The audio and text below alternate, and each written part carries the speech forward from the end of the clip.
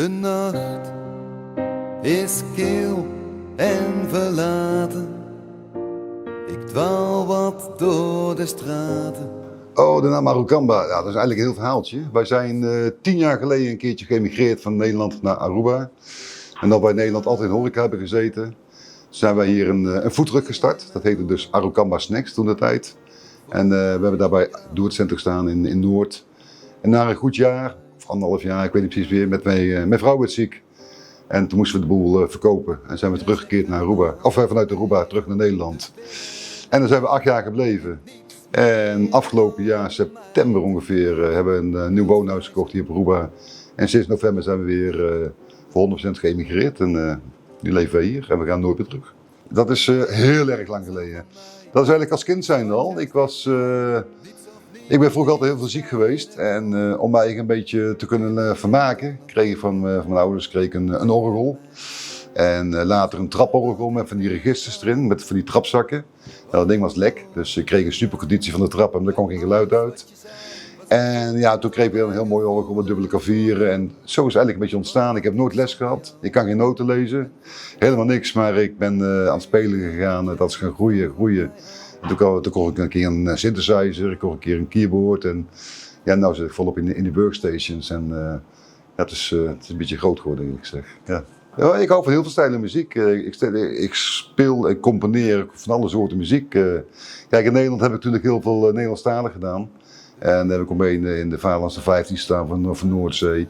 In de Tip 10 gestaan van de Rabo Top 40 toen de tijd. En de Mega Top 50 gestaan. Dat was allemaal Nederlandstalig. Toen ben ik overgestapt naar een beetje Engelstalig. Dat ging ook lekker.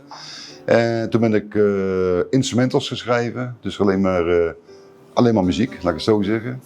En daar heb ik een award mee gewonnen. Dat was het nummer van Lost in Dreams. Echt een pianonummer, erg mooi. En ja, reggae heb ik natuurlijk ook altijd wel gespeeld. Zowel Nederlands als Engels. Alleen dan ben ik een beetje gaan uitbreiden, laat ik het maar zo zeggen. Ik heb de afgelopen 8, 9 jaar in Nederland gewoon heel veel teksten geschreven. Heel veel muziek geschreven. Eigenlijk niks mee gedaan. En ik heb nu alle tijd van de wereld hier op Aruba. En ja, ik zit gewoon dag en nacht in de studio. Het oude materiaal, ook nieuw materiaal, wat ik nou momenteel de afgelopen weken en de afgelopen maanden geschreven heb. Daar ben ik wel allemaal een nieuw jasje aan het houden. En opnames aan het maken en uitbrengen. En dan zeg ik vanaf mei geloof ik, heb ik nu 6 singles op de markt. En de 7e is vandaag opgestuurd naar heel veel radiostations. Maar die komt pas vrijdag of een week, de 21e komt er pas uit. Dat heet World of Joy. Er is niet heel veel verschil. Er is wel dingen veranderd. Kijk, je hebt natuurlijk je computer, dat hadden we toen de tijd niet. Ik heb natuurlijk in de jaren 90 heb ik bij een platenmaatschappij gelopen in Nederland. En daar ging alles nog een beetje handmatig en zo. Het kwam net, volgens mij dat mailen kwam een beetje in en zo. En ja, er is eigenlijk niet heel veel veranderd. Ja, het is goedkoper geworden om een nummer op te nemen, dat wel. Vroeger was je gewoon 20.000, 30.000 gulden kwijt en dan had je een liedje klaar. En dan moest je nog gepromoot en alles worden.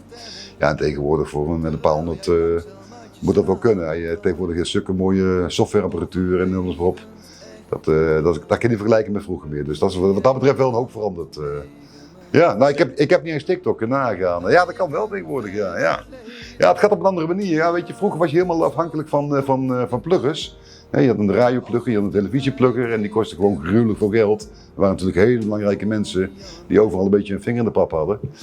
Ja, en dan moest je maar hopen dat een discjockey een hele goede bui was. En dat jouw cd'tje eruit gehaald werd. Ja, die kans was natuurlijk heel erg klein. En kijk, en de kans is sowieso in mijn geval, en met mij 10.000, misschien wel 100.000 anderen, hetzelfde. Want kijk, wij hebben geen platenlabel. Vroeger zat ik bij een platenmaatschappij. En ja, dat label heeft geld en die marketing, er wordt heel veel geld gepompt. De promotie wordt aangetrokken, de pluggers gaan op pad. Het maakt niet uit, je komt aan de bak, 100%. En zoals ik nu independent ben, dus geen platenlabel.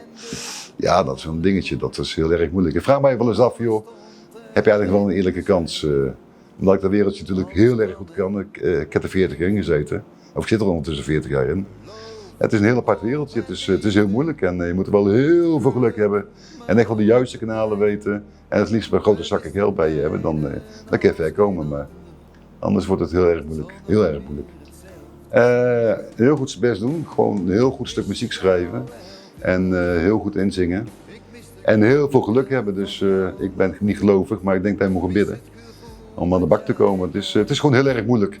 Weet je, de grote labels, die hebben allemaal marketingbureaus en zo. En die worden allemaal ingeschakeld, want geld speelt geen rol. En hun beheersen gewoon de markt. Ik zal geen namen noemen, maar er zijn gewoon 3, 4, 5 hele grote labels die gewoon internationaal bepalen wat er gedraaid wordt. En daarom klinken ook al die radiozenders tegenwoordig, klinken bijna allemaal hetzelfde, maar ze draaien allemaal dezelfde muziek. Er is bijna geen ruimte meer voor een independent artist.